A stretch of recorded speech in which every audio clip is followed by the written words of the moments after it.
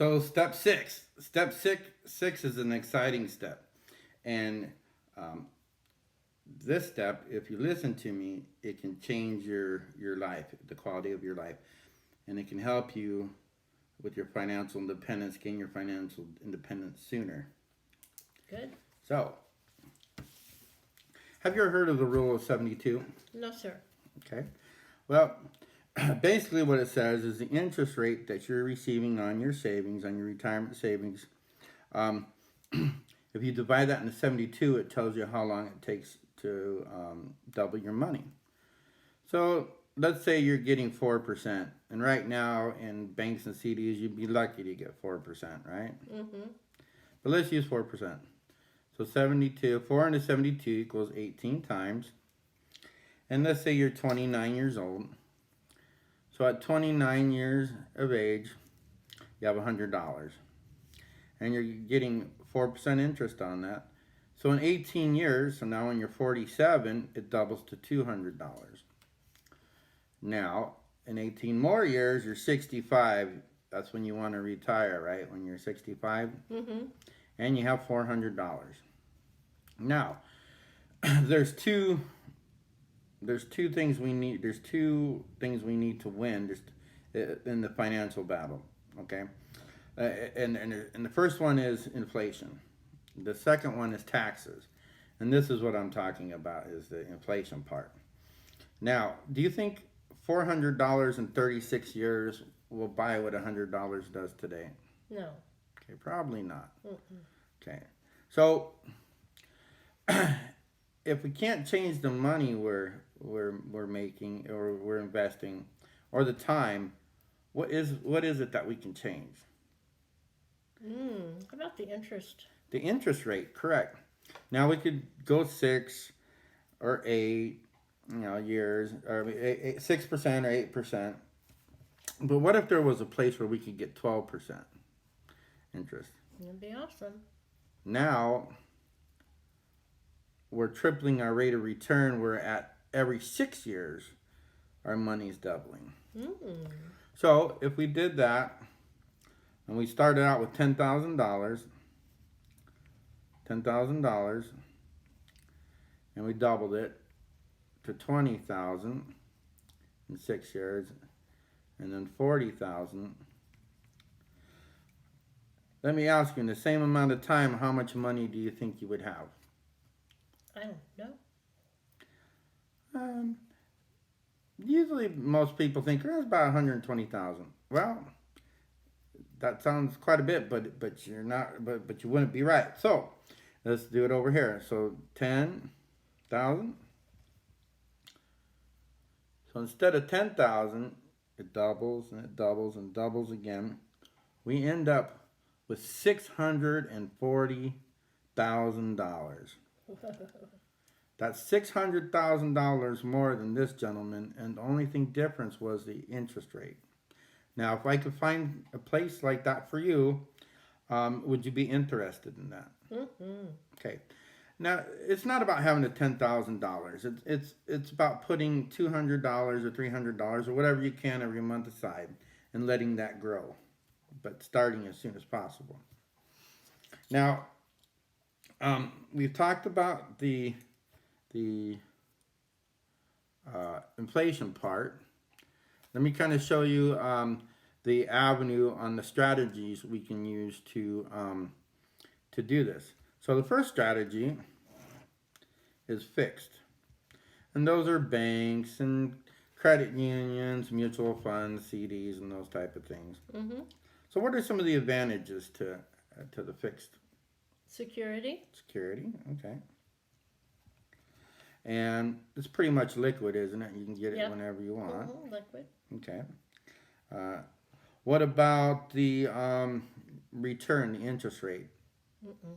So that's a negative. Interest rate is a negative. Mm-hmm. So it's low. Okay. Now we have the other way, which is the market approach. Stocks and bonds and real estate and those type of things. Now, what do you think some of the advantages are there? Be able to make more money on your money. Great. So there are larger increases in returns, your interest rate. Now, what do you think is the negative in there? Well, the thing I worry about is losing money. Right. So there are a possibility of a lot of losses. Mm-hmm. You know, 20% gains and 10% gains and 20-30% losses. You can see where that's a little scary. Now, I'm going to go you over these three strategies, and when when we're done, I want you to tell me what you're more comfortable with. What in your situation, what would you feel would be in your wheelhouse there? Okay. And then the other one is kind of a combination of both. It's called the indexed approach, index strategy. Mm-hmm. And with that, we have gains. But the best part is there's no downs, no losses. First of all, let me show you the market approach, okay? We're going to do that. We start out with $10,000 here. And we go up 10% in 1 year. So now we're at $11,000. Then the next year we go up another 10%, and we're at $12,000, $12,100 to be exact. Now, let's say that was 10%, 10%. Now, let's say the third year it goes down 20%. Is that a possibility? Mm-hmm. Okay. So now we're at $9,600, $9,680 to be exact, but $9,600. Now, let me show you the index approach. We have the 10,000, and we got 10%. Does the same thing. What the how the index approach works is through the S&P. You ever heard the Standard & Poor's 500? Mm-hmm. Okay. The Standard & Poor's 500 is basically the 500 top companies in the United States. And if you were to buy a little chunk, a little piece of stock in each one, and had it all together, it would raise and lower every day. And that's basically the S&P. That's how the market works. Well, that accounts for nearly 70% of our economy. So basically, it is the economy. In the last 75 years, it's averaged over 10% gains last 75 years. Now, let me ask you a question. If you had invested in the last 25 years in the S&P, would you be a happy camper now? Absolutely. Okay.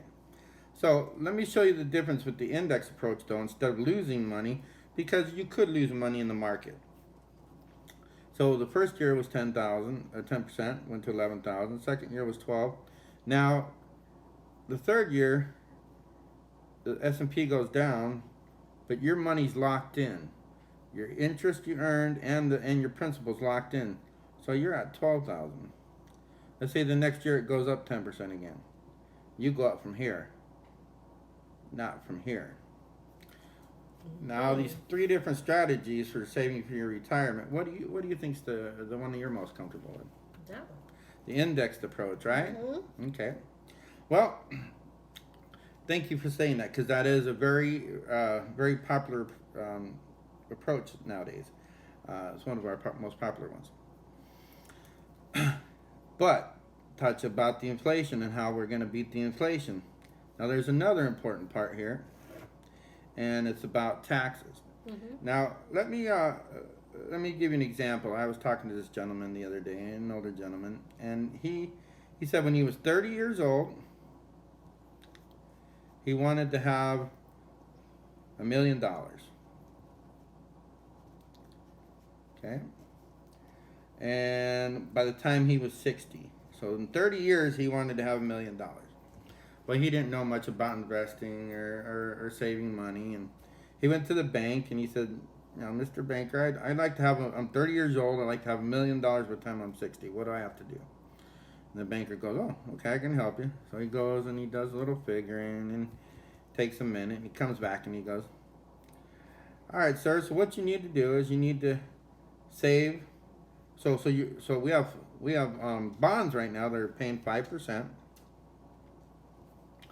And at 5%, what you need to do is you need to be able to save $1,639 a month, every month for 30 years, and then you'll have $1 million. Well, how do you think he reacted? He never did it. Yeah, he was pretty discouraged and he's upset and he never saved a dime in his life. And now he's working at Walmart. You've probably seen him. So now we talked about the inflation part. So what if we could have taught him that he could get 10% gains, it's 10% returns on his money? How would that change it? Well, instead of $1,639, he'd only have to save $899. That's the same as about $700. Yep. Now, that's still a lot of money, but Yeah. that's a little easier, isn't it? Yep. Okay, so now, what if we could teach him about getting the 10% return on his money, plus tax deferred, or even no tax when he takes his money out? Well, that would be $438. Does that seem more achievable? More? Absolutely. All right. So, you know people who could do that. You could probably do that. In fact, you may waste that a month. Yeah, I probably do. So, all right. So that right there is how the tax part of it works. Now, let me segue here for a second. I was with a couple the other day, and we were going through this, and she got excited, and she goes, "You know what? I could go right now to every neighbor up and down my street and ask them when they can retire, and none of them will know. But by going by what you're telling me, I know. You know, I know, and that's just a comforting feeling. It's a calming feeling." And, you know, that was an exciting moment for me. I could see the husband and wife, they were kind of bonding at that moment. You know, and it was amazing. So that's some of the things we do. So that's step 6. Now, step 7. Step 7 is estate planning. And what we want to do is create a legacy versus a tax burden or anything like that. Do you have a living trust or anything like that set up? Okay. Well, when we get back at our next appointment, I can show you, we aligned ourselves with some people that can help get that done with a lower cost. So it's not as expensive as, say, a tax attorney. Okay. Okay? So, now, if, Victoria, let me pose this question to you. If you were financially independent and you could do anything you wanted to do, the money from your nest egg was paying you more than you're making now, what would you like to be doing? What's your dream? What would be something you would really love to do? I just like doing things that make a difference. Volunteering. Oh wow. Okay. So would that be in a church, a community, something like that? No, I might open a food bank or something. Oh wow, that's awesome. Okay, and so that's pretty neat. Now, can you see how going by these things that I've showed you, how we could get you there sooner than the way you're doing it now? Absolutely. Okay, so let me recap. Okay. So we've gone over inspect what you expect, your spending plan, increasing your cash flow, getting out of debt, having emergency fund, insurance, life insurance, the financial independence part, and then estate planning. If you could only pick 2 of those, what would come to your mind? What are the strong ones there? The emergency fund. Okay. And the financial independence. Okay, great. So, what I need to do is I need to get my financial analysis sheet out and go over this with you. And when we're done, Victoria, I can only bring back some options, a plan for you as accurate as the information you give me. So, well, this will take a few minutes. Let me get it out. So first off, are you going to be buying any major purchases in the next 3 to 5 years? Just a house, condo. Just a condo? Okay. And so are you paying rent now? Yes, Okay. And about how much? $400 a month. Okay. So your rent's 400. And are you looking to what are you hoping to get the condo for on a monthly payment? 700. 700. So your bills are gonna increase in a couple years here to 700 for your rent, basically, is what you're looking at. Okay. And then now do you have a car payment, credit cards, anything like that? No, none of that. Okay, great. And you said you're not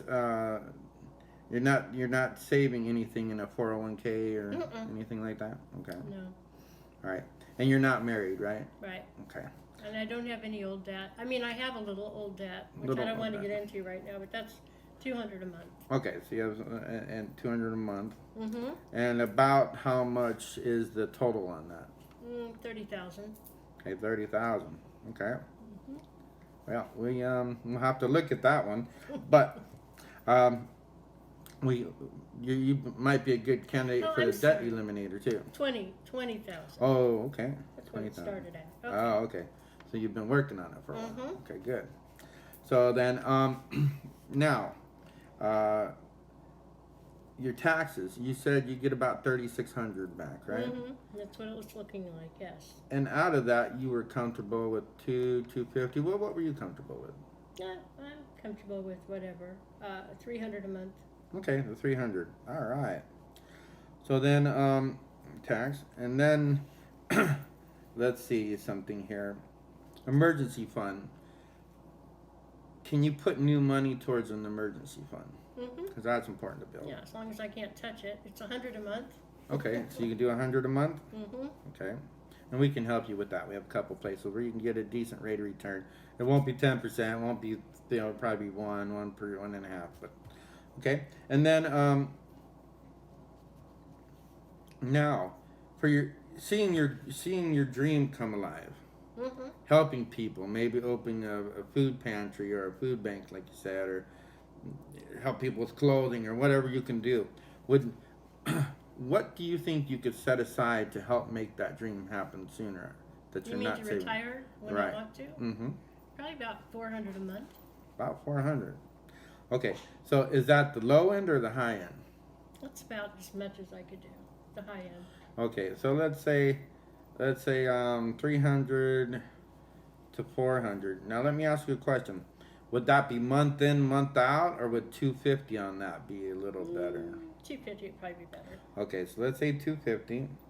Because don't forget, you're putting this emergency fund into that you weren't doing before. So now you're realizing about 350 into savings, I probably need a house payment fund too. I mean a house purchase fund. Okay, are you doing that now? Sort of. Okay, so how much are you doing there? What I'm doing is paying cash for some assets I have so that I have something to sell later to pay. Okay, okay. So and that is So that, I guess I have about 5,000 there. okay, about 5,000 there. Okay. So all right. Now when I come back, I'm going to show you, and I think you'll be amazed at what you can do by just saving a few $100s a month, okay? And getting the right return on your investment. Okay. Now, Victoria, I'm excited. I'm glad you're excited. If I can bring you back some options that you absolutely love, that you don't see any problems with, and you want to do, is there any reason you and I can't do any business? No reason at all. Okay, great. And then, seeing how, well, let me explain how I get paid real quick. So there's no fees for my services. What happens is the financial institutions or the insurance carriers that you choose to align yourself with, they give me a finder's fee or a commission. Okay. So I'm never going to ask you for any money. Okay? And then a lot of times, and this is just to keep things light, but you didn't seem too stressed about the whole thing. But a lot of times I ask people to bring me a dozen homemade chocolate chip cookies and some milk. But you don't need to do that. But what I will ask you to do is, if you're comfortable and we do business, that you will give me the names of either 2 or 3 or several family members or people you know, friends that may benefit from this. Okay. Okay. Fair enough. Great. Sounds good. Well, now, so we don't lose our momentum on what we've covered, I usually like to get back together in a day or two. Mm-hmm. Is that something that we can do on Thursday? Yes. Okay. Is afternoon or morning better for you? Morning is better. Okay. I have actually a 9:30. Will that work for you? That's perfect. Okay, 9:30, Victoria. All right. And then here's my card. It has my cell phone on it. Now, I never miss an appointment. I respect your time, and my time's valuable too. So if something does happen, please text me. And by the way, can I get your cell phone number? No, 623-826-1348. Okay, great. So I will see you Thursday. You know what? I want you to know that I'm pretty excited about this. I can see where we can help you. And the things I bring back, I just guarantee you're going to love it. Okay, great. Okay. Thank you.